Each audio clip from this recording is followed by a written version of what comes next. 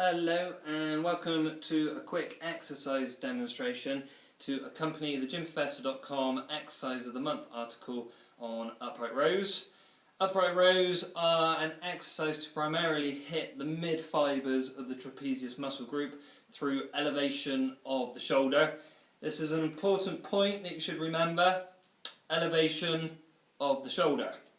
The trapezius muscle group is appropriately named due to the trapezium-like shape that the insertion points of the neck, shoulders and the thoracic vertebrae create, so trapezium effect, and this could be divided out into the upper fibres, mid fibres and lower fibres accordingly. The insertion points are an indicator what exercises hit that region. For example, the upper fibres are primarily responsible for bending the neck backward and the face from side to side, so neck backward and face from side to side. Therefore, you have rugby players and American football players use things like a head harness or a suspension trainer with a neck strap like the FK Pro in order to work the upper fibres of the trapezius and give them a strong neck to help absorb against any impact. Similarly, top class F1 drivers like Lewis Hamilton, Jenson Button. I remember seeing an interview in the McLaren garage when they were there with the Techno Gym neck machine. So they put on a helmet, it's got cables from all directions so they can move their head in those planes to strengthen their upper trapezius to perform those exercises ready for racing. If you look back on photos of classic bodybuilders also, like Frank Zane, Arnold and Samir Banaut, you'll note that they turn their head to the side when performing some of the rear shots, like a rear double biceps, in order to bring out the upper trapezius and give the all-over body effect, making more prominent the full trapezium effect.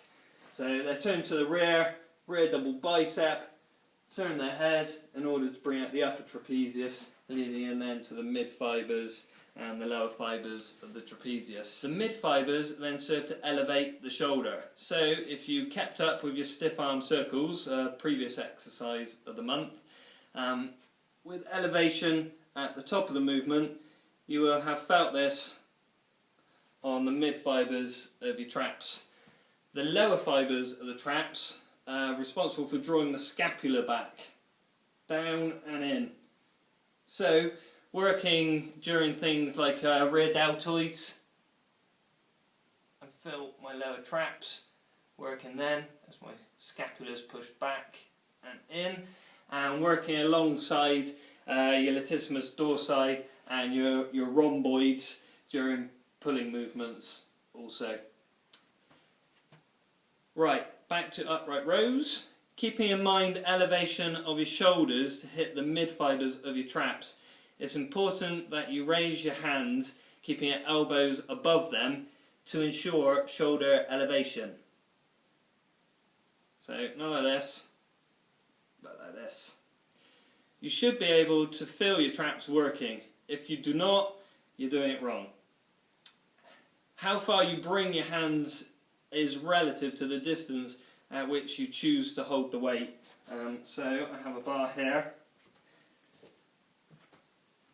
So for example, if I've got my hands fairly close together doing a narrow grip, then I come all the way up to round about my neck, so above my chest. Whereas if I adopt a wider stance, then I'm coming up to just below my chest. Okay. Barbell, which I've just used, is most typical for upright rows. However, with a narrow grip, you may find a bit of strain on your wrists, in which instance you can adopt the wider grip, which I've just done, or you can use a curled bar, so an easy curled bar or a more specific bar. York Barbell do a tricep trap bar, or my friends over at Arnie, they've got a bar called Dr. Tom, which again you can perform upright rows fairly comfortably due to the angle of the bar. All of those, well, the majority of those bars, if not all of them, are going to be available from some of our Globe Grips dealers. So be sure to check out the located dealer page on the gymprofessor.com site if you're interested in any of those bars. You can also perform upright rows on a Smith machine. Personally, to avoid any discomfort, I prefer performing them with dumbbells. So I have a pair of dumbbells here, so performing them with dumbbells, you can change the angle on your wrists anyway, or better still, going around to the gym, put them on a straight bar cable handle, adopting a parallel grip, and do parallel grip upright rows. You could argue that shrugs are a better exercise for working your mid-traps, so shoulder elevation through shrugs, a lot less range of movement, so you can lift a lot more weight. However, particularly with a barbell, the form I usually see for this is poor, with little or no shoulder elevation and hitching the weight up the legs also. It takes a while to load up the bar. Grip will usually go first, so they have to be issues, but they're all issues that commonly you see when people are performing barbell shrugs. Personally, I like performing a pre-exhaust superset, so the benefits of both an upright row and a shrug. So lighter weight for the upright rows and then heavier weight for the shrugs.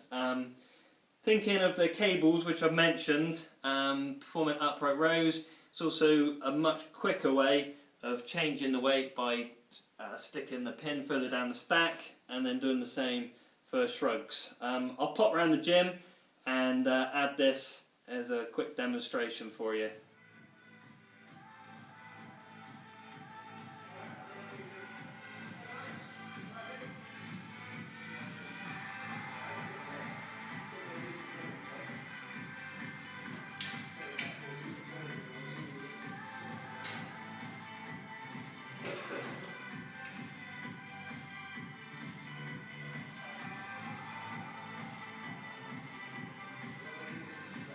Yeah, buddy.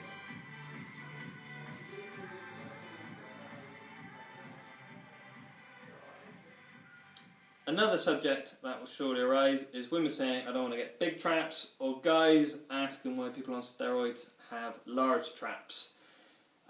First off, ladies, you won't get big traps. It's a male characteristic, which I'll explain further in a few moments as it ties in to the second question.